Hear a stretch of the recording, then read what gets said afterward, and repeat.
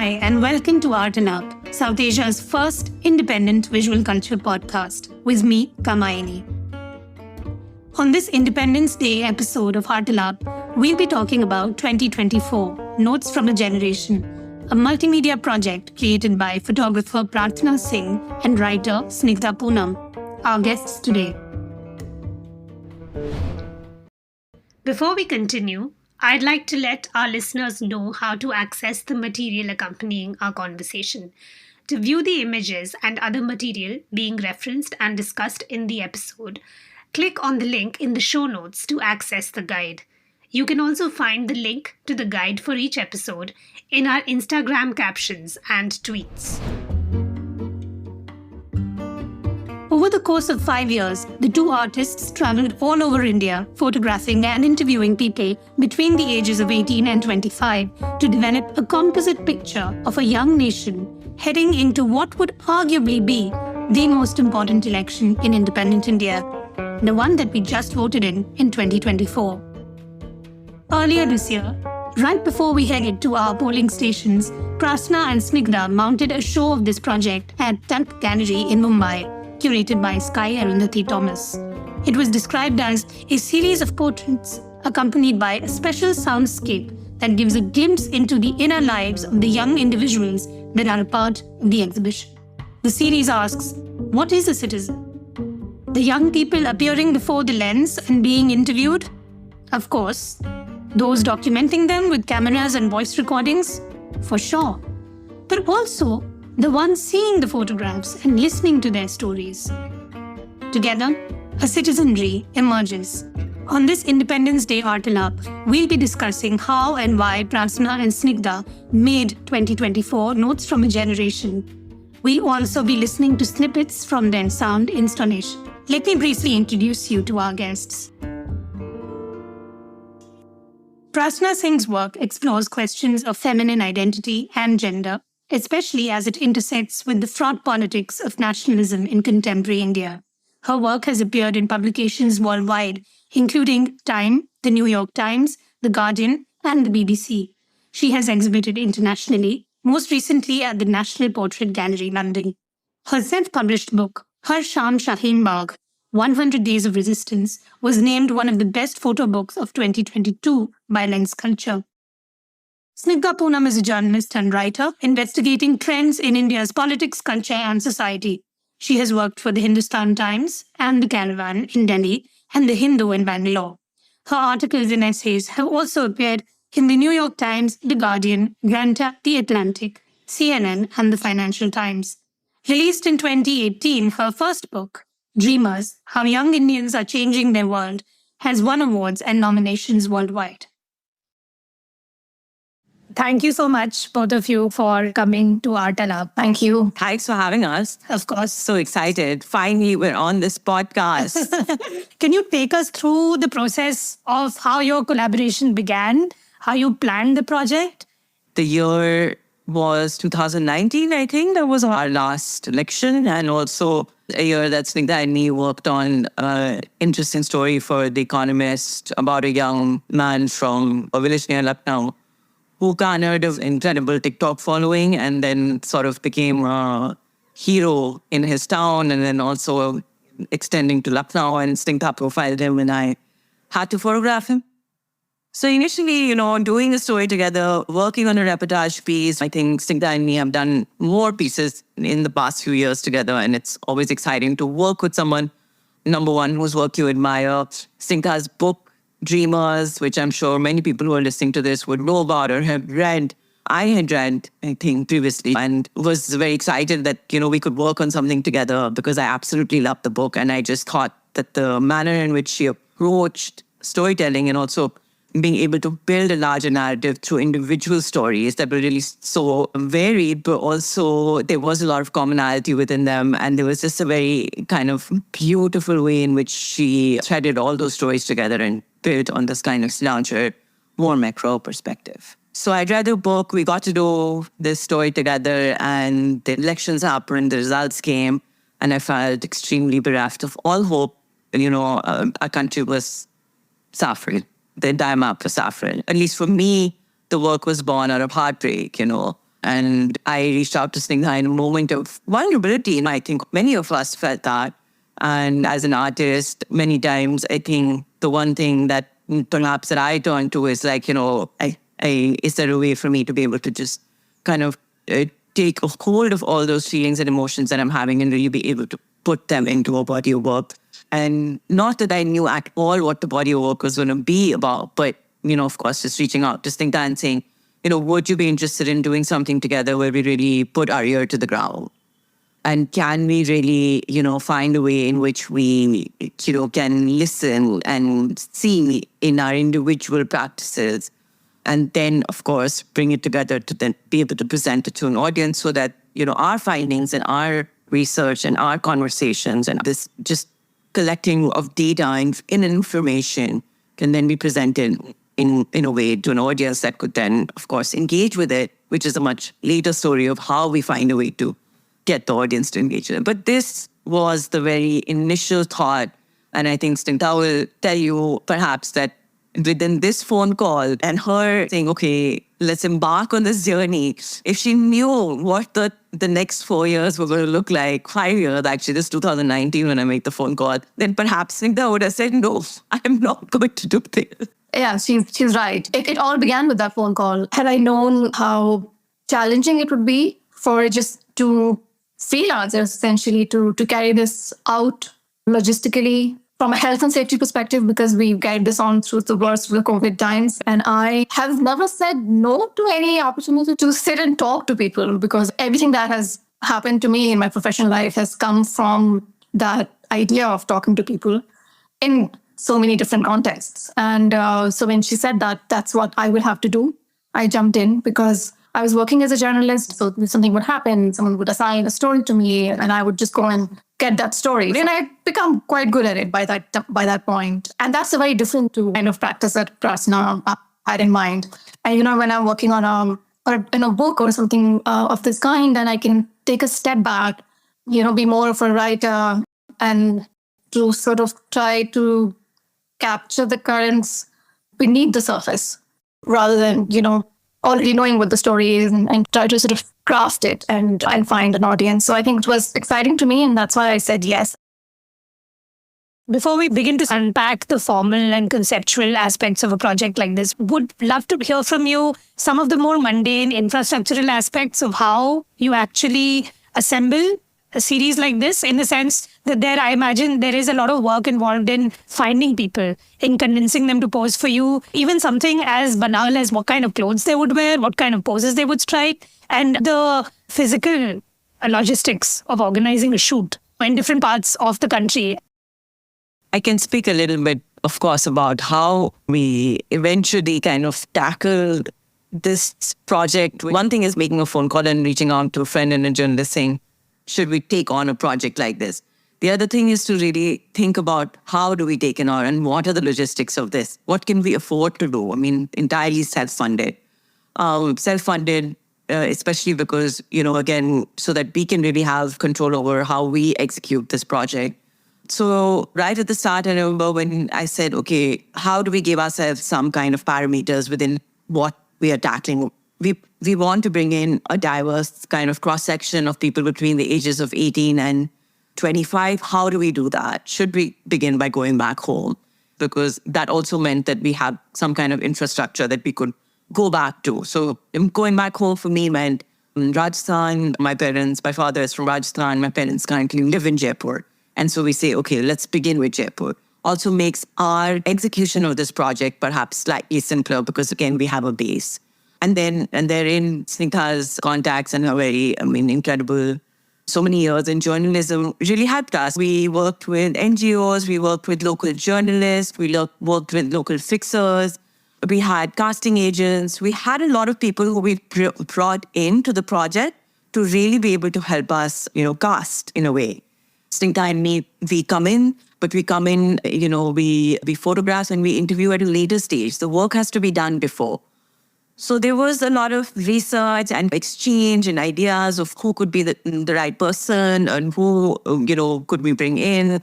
And of course, across many different criteria. But we did work with a lot of people on ground.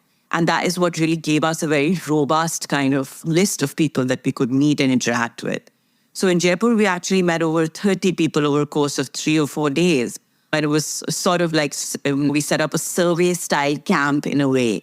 A Jugaadu camp, like a little tent that we set up. And it's very basic. Like everywhere we went, we would set up this tent. We were outdoors to begin with.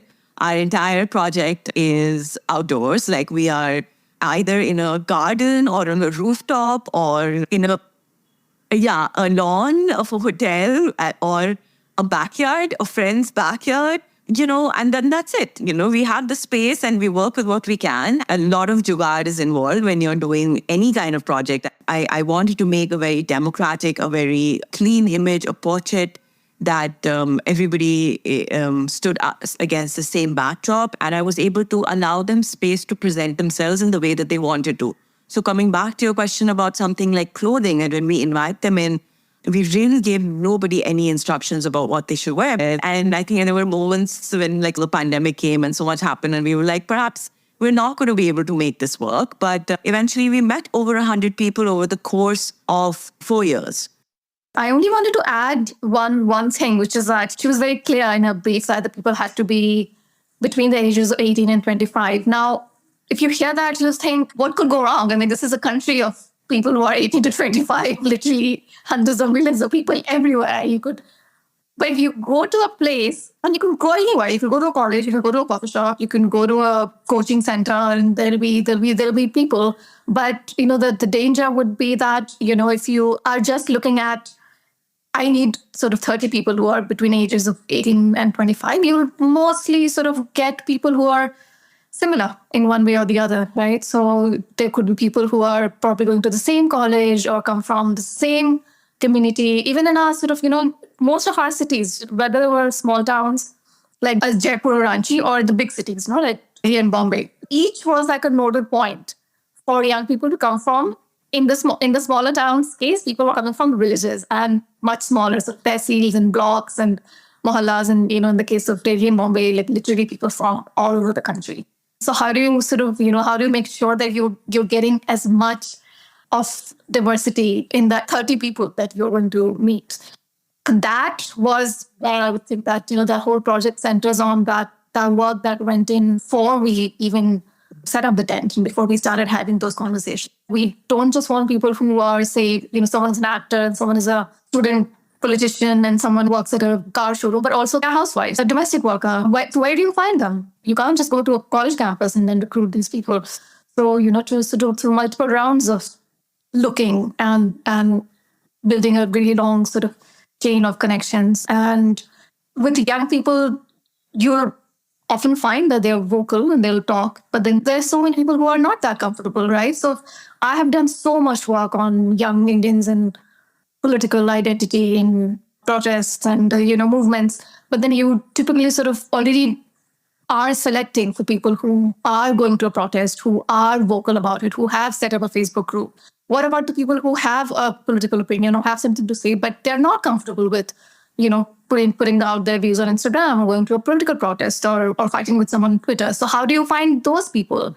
I think that's what really makes this project special, because we've got those voices that you will not see on social media or you will not find on a protest site as well. Every time we would finish an edition, which for us meant like a city, would be complete and would just be so exhausted, and sitting down to review what happened, we would be so overwhelmed with the kinds of people we had met, the kinds of things they had said, the kind of conversations that had just sprung up organically, and the things that we were learning. And, until very late in the project, we didn't know exactly what form it would take, but we were just so sure that this would, the material that we had was of incredible value. We had like a living archive of this very sort of transformative moment in our, nation's journey.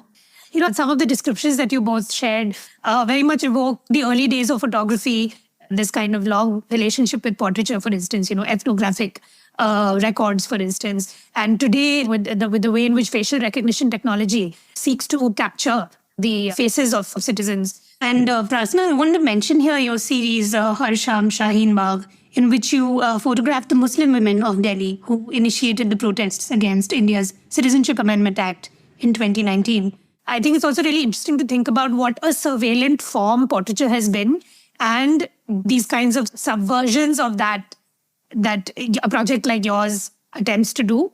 Also, in the sense of, for instance, like contending with these exclusions that you talked about, right? Like who gets to be portrayed and kind of being aware of your own gaze and your own positions and locations within this entire kind of social context, right, in which you're both operating. I'm also thinking of, this idea of confrontation as an aesthetic.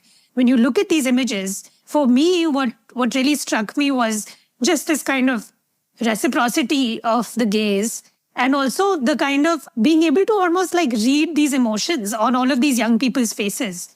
They were so eloquent, their faces, their silences. What is the form of the portrait today? How are you reworking it? How are you revising it against the backdrop of all of this intensification that the form has always kind of developed in connection with? Yeah, I mean, absolutely. Everything you said is things that I have been thinking of while working. And of course, even while making my last body of work, which actually Singta, you may or may not know, but Kamayani was one of the first people to write about the Shaheen Bagh work. And it was not even in its book form that at that point, it was just a collection of images, a collection of portraits, linking back to the Shaheen Bagh work about where I set up a makeshift photo studio, again, for the women to be able to come in, express themselves. Therein was a little bit different because they could see, we were making Polaroids, and that kind of became a way for me to enter their family in a way. And so you have this Polaroid, you have this exchange, and in this case, we set up a makeshift tent on a rooftop or a garden and we invite people in. And so that space very much becomes, in a weird way, perhaps even something of an extension of a larger family, wherein someone is coming in and they're bringing in a friend or they're, just staying longer and meeting the next person who comes in and having a conversation with them. And she was one of the first people to see it and write about it, and beautifully, and I think very much sitting in this idea of absolutely thinking about this confrontational aspect of the portrait. It's quite interesting and very much a learning for me too about, photographing a generation that is one kind of already quite comfortable with being in front of the camera. And the lens is almost part of their lives. It's unlike us, perhaps, where it came in at a much later stage. But when they are quite young, they're very comfortable with being in front of the camera. Many of them speak about how they, of course, have YouTube channels, TikTok channels, how they're expressing themselves in front of a lens. So I think that one thing to, consider within this particular project is that, and now I'm photographing a generation that feels quite comfortable. So how they present themselves in front of the camera didn't require a lot of direction from Wo. I think they all have a certain stance and a certain attitude. And, it's not like we were photographing on a digital camera. So they could come and see, I'm not looking so good and I want to change my stance or I would like to do something different. The whole project is photographed on film. So essentially, as much as I am in the dark about what the image may look like, so are they, and there's no kind of intervention in that moment for us to be like, to change anything. And, eventually I'm looking at a contact sheet, which, it's not that I could afford to shoot a lot of film. Film is expensive, as everyone knows. So you're shooting, it's a limited amount, And just within that, to be able to find an image, the people that are, being photographed, allow them to kind of really, there's one image that's stronger than the other because they are able to really express themselves and take up that space, and that image wins over the other. I look at people's work like August Sander a lot, just how his record of, that time, why are these faces, which is very much what I think this work also sits in that realm. But these faces, these visuals, their stories are political and historical record. And we don't at any point treat them as snapshots or anecdotes. And so I think I will speak about my practice as being, I hope that it can go beyond the act of image making, and it doesn't remain restricted to just the image or that form, and that there is a conversation that goes beyond it. I just wanted to add that our assistants were also very young. So it just became like a hive of Yeah. Gen Zers with just the two of us, older millennials, trying to find a spot to sit or stand. Yeah. And that was fun, I think you just get so caught up in making the work that when you look back and you be like, we really had a lot of fun over those 3-4 days that we would set up this camp and, people would trickle in. There were so many different conversations taking place, eating together and exchanging stories and the joy of it. Yeah, I think from what you described, it's also like some kind of an analog antidote to the digital selfie that boomers are maestros of.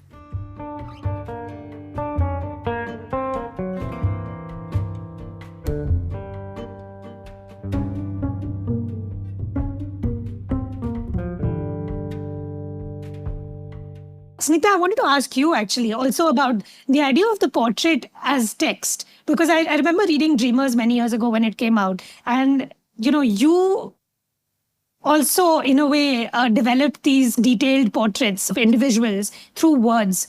And I'd be very interested to hear from you how you think about the portrait, especially almost kind of in tension with the reportage form. Because at one level, the portrait can seem at first glance as something to do with the surface, while the reportage is something that is a bit more immersive and you are entering certain narratives. How do you reconcile these forms? How do you think about the portrait as a writer? What do you think it does when you use words to portray people? It's a tricky form, first of all, because there is so much selection involved on part of the writer or the photographer, or the artist. And so I've become more and more conscious of it. And I do very few, if at all, today, because of how much more conscious I am of how I then craft the portrait. But one thing that has really anchored me in the practice, and this goes back to Dreamers, is that, when I'm doing something at that scale, whether it is this project or Dreamers, is to leave my journalistic self behind and give something of myself to the people as well. I ask fewer and fewer questions as I kind of become more and more mature with a profile maker. And I'm really open to seeing where people go and what they may reveal about themselves or not.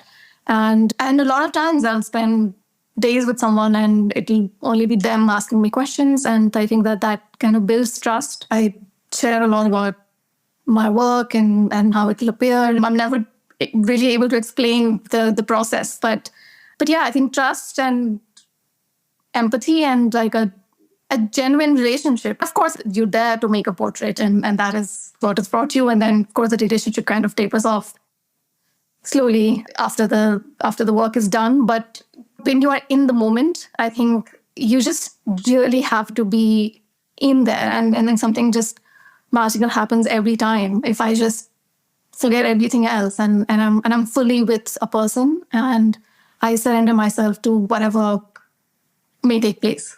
Just going back to August Sanders' work, for instance, this kind of almost like a counter to the stereotype that he was also trying to do in some ways 100 years ago, especially in a post-NRC, CAA kind of context, to think about this way. For people to use the image to resist that kind of capturing, I think, is interesting. The scholar Ariella Azoulay, she talks about the civil contract of photography. In her work, A Civil Contract of Photography, she talks about the opening up of a civic space outside the control of the state through the making and viewing of photographs.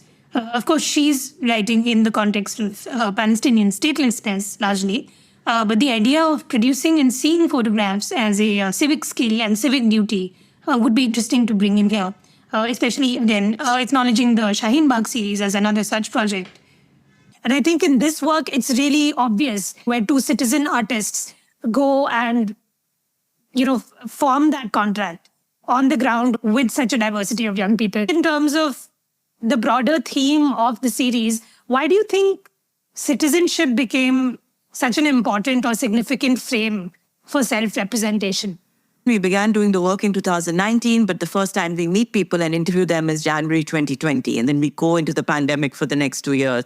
And we finish the project in December 2023.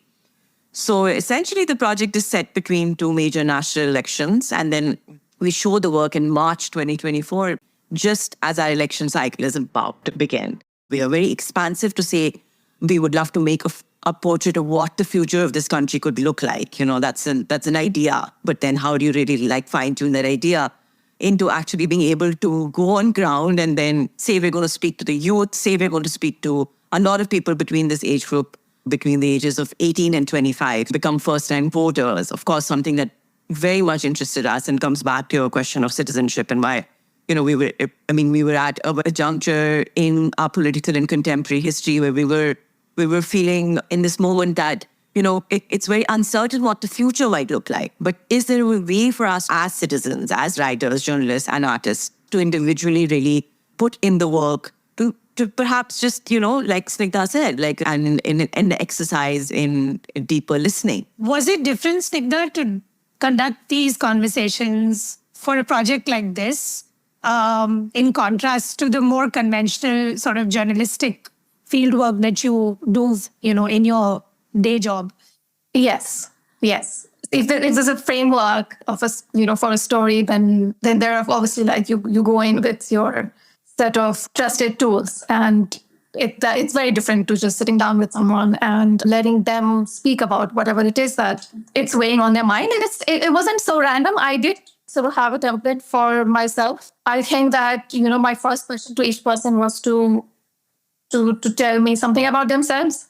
Whatever they say, you have to listen carefully, because somewhere in there is the sort of clue to what really animates that person at that phase in their life. I would listen very carefully to how they answered the first question, and then sort of take it forward from there. I really like the phrase you'd used earlier on in our interview. You said the current beneath the surface. And I think this is that, really, the flow of these conversations. And it's also really interesting to kind of know your work and then, listen to these interviews or these conversations. So there were two soundscapes, right? One was the individual sort of audios with the portraits, and then there was something that was more kind of different audios mixed together, or different dialogues and monologues mixed together.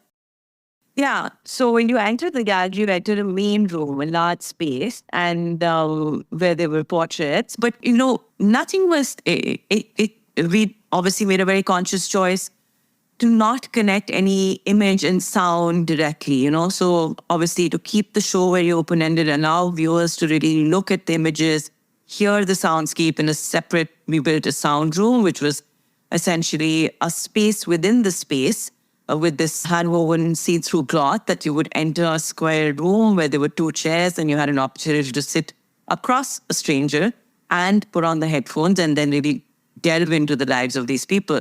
Galleries can be quite rigid as spaces. We wanted to be able to find a way to really soften the space, because now that we've spoken about how the work was made, I think you get a glimpse into the idea that the work has an aspect of some kind of community coming together. One thing that we thought of was to make a soundscape in the main room, which plays on speakers from different corners of the room. So no matter where you're standing in the gallery, and no matter who you're looking at or who you're facing, you hear a different snippet of the sound.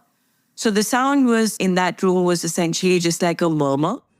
Thanks for describing that sound work, Prarthana. Let's take a listen to a clip from the sound work sourced exclusively for Art Lab.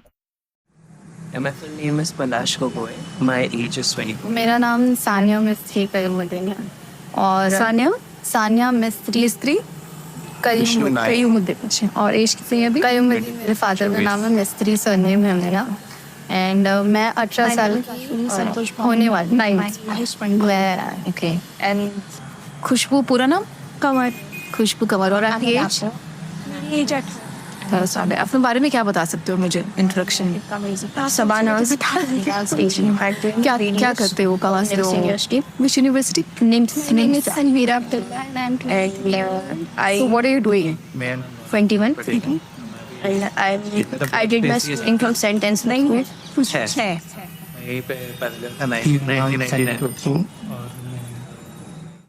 There's also this idea that the space is not a static space. There are already these people, the 26 individuals whose lives are kind of playing out, who are having conversations with each other, who are, engaging with each other when you enter the space. So there is an energy, there's a flow of that energy within the space when you enter the main room in the gallery. And so, you would catch different snippets. And this conversation in the main room was a little bit, edited more from the initial chats that were a little bit more, I'd say, casual, people introducing themselves. Yeah, that's where you sort of hear the answers to my first question, but they kind of merge into each other. Listeners are now going to hear an excerpt from the soundwork that Prarthana just described. What TikTok has destroyed in India's youth, actually. Because today you are enjoying, but after 50 years, if this youth will be the adults and if this youth will have to stand for the nation, what will the condition of India? You can just imagine. And मैंने बोला कि ये क्या चल रहा है, क्या चीज़ें हैं, तो उन लोगों ने मुझे बताया कि इसको रैप बोलते हैं। तो मैंने बोला ये तो शायरी के जैसा ही है, शायरी तो मैं भी करती हूँ, तो ये मैं भी कर सकती हूँ। तो उन्होंने बोला ठीक है, अब भी करके देखा, अब भी। तो मैंने बोला ठीक है। तो मैंने उस वक्त ना फ्री स्टाइल किया था। रैप में जब हम ऑन द स्पॉट किसी चीज़ को रैप करते हैं तो उसको फ्री स्टाइल बोलता है। तो मैंने बोला था दुनिया की पंचायत वटाना, इज़्ज़त को अपनी तो घटाना। ये 2 लाइन मुझे अभी तक याद है कि हाँ मैंने ये लाइन उन्हें बोला था। तो उन्होंने बोला ठीक है, अभी तूने बिना सोचे समझे ये बोला, अगर तू सोच कर लिखेगी तो कितना अच्छा लिखेगी। And Singta's voice, you don't hear it very often within the conversation. You hear a peacock or the Swachh Bharat Ka Irada in the background or the traffic a lot more than you hear the soundscape in the show is testament to Singta's skill, in being able to have a conversation with someone who is essentially a stranger. I'd say most of them do reveal, they don't remain superficial conversations. And I think one thing we were thinking of in this idea of this show being our kind of attempt in truth telling. If we say that we built this body of work in an attempt in, presenting individual truths, then keeping within that idea of photographing on film, and making a print in a dark room, a C print. So not allowing any kind of manipulation in the image being allowed. But in Singta's case, being able to present her raw material, here you're listening in. And I sometimes feel like, would you really force people to listen? We built a show in a listening room where we were, force is like a bit aggressive, encouraged. We really encourage, we really encourage people to, it's time that we listen to each other. Did you have situations where people either refused to pose or they agreed to pose and then they said, well, listen, this is too revealing, I can't do this. Did that happen too? And that didn't happen a lot because, one, we had very honest conversations. So I think everybody who came in knew that this is what we're trying to do. This is our past work. We're very much thinking of the idea of an archive and oral recording or oral histories. And so I think people were quite aware. And in fact, we had a lot of people who were part of the show.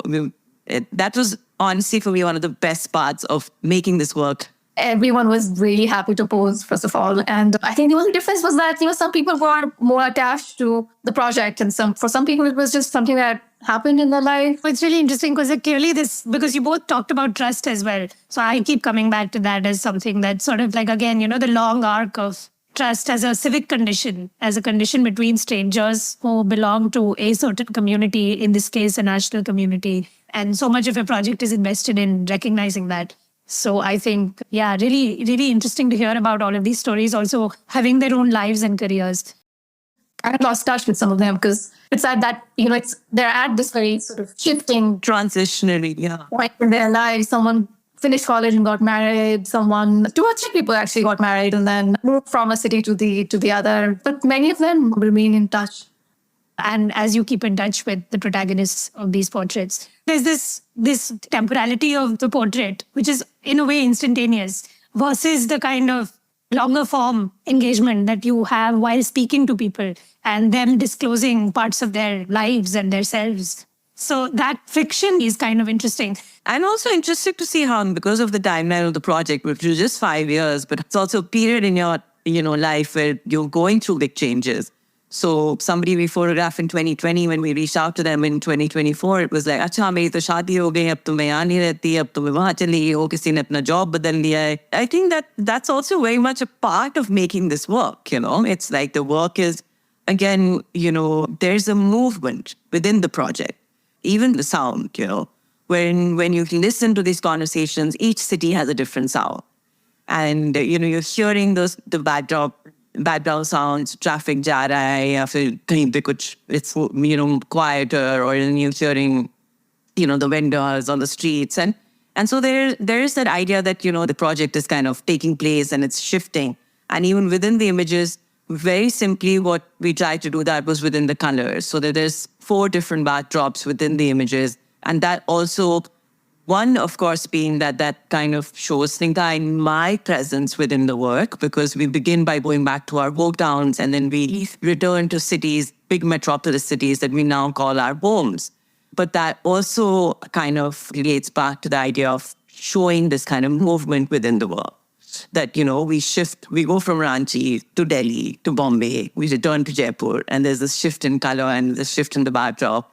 Final question. So what is next for this series? What shape do you think, what form do you think is going to take next? Is the public going to get to see it outside of a gallery? I mean, of course, one was making the work. ठीक है, वो तो हो गया. We put in some time and effort and, shown it in its very first iteration. But I really hope that, it's seen like quite an essential and important record for what that is, that it can then carry forward in many ways. I don't know what ways or form. Or outside a gallery, like an outdoor space. I would love to see it like that. Yeah. And the other thing was like much higher public engagement. That would be really wonderful, especially for a body of work like this that's based on the principles of, like you said, citizen journalism in a way, but also citizens really giving their time and engaging and, speaking their individual truths and allowing us to make a record of those individual truths in a time where we're really fighting the devil of disinformation. Perhaps, we also spoke about maybe finding an online home, just kind of keeping a record or building an archive. But we're hoping someone can fund all our ideas now. That they're putting it out there. Yeah, why not? But where can people see the works currently? Where might people be able to see it? You can see it on the Talc website. At the same time, though, I think the work is kind of timeless. And yeah, it just remained a very important record of this time. And I think one thing we're thinking of was also how it breaks a lot of stereotypes when it comes to this idea of what photography is presenting coming out of India. I think photography especially, has this notion attached to it, nostalgia, romanticism, and making it in a way that it demanded us as writer, journalist, citizen, just be able to find new forms of engagement, And yeah, I can only hope for the future, and I think we also say that the work was hinged on this idea that we are looking to hold on to some hope, which perhaps this election has left us. Yeah, I remember us speaking on the eve of the election. Both of us were so sure this is the end. We're never going to have another election again. But I think many of us felt that, It did seem like that. It did. Yeah, it really did. And then things happened that none of us had really expected to happen at this scale. And I think, the future of the country is these people. I think they really, in many ways, perhaps depicted or hinted that don't, give up hope. And which is a sense that you get from hearing the voices. Absolutely. From hopelessness to hopefulness in the span of one election period. That's India's democracy. Messy and not always delivering desirable outcomes, but, free, fair, and indomitable all the same. Thank you for tuning into Art and Up with Prarthana Singh and Snigdha Poonam as we spoke about their project 2024 Notes from a Generation. You can view a selection from the series online on the Talc website. That's TARQ. You can also see some of the works on the Art and Up resource website, linked to in the show notes below. If you enjoyed the podcast, please like and share the episode over social media. For more information and updates, you can follow us on Instagram at art.naap and on Twitter at @RTANAAP.